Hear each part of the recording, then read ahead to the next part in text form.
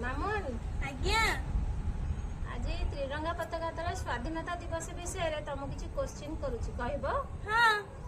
ठीक अछि कुह भारत केबे स्वाधीन होइतिला 1947 मसीहा अगस्त 15 तारिख रे 2025 रे केतेतम स्वाधीनता दिवस पालन करिबा 79तम आम जातीय पताका रे केतोटी रंग अछि 3टी आम जातीय पताकार आकृति किए करथिले पिंगाली भेंकैया भारतर जातीय पताकार थिबा तीनोटी रंग कोन कोन नारंगी सबुज धଳा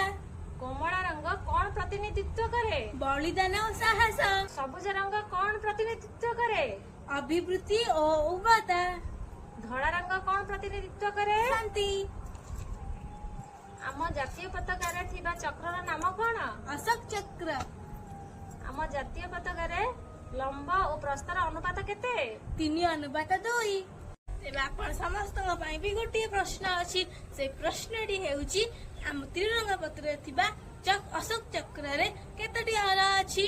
निश्चिंत कमेंट करिवे। हम वीडियोटी भल लागितले like comment share and subscribe कर देबे। रहउची नमस्कार।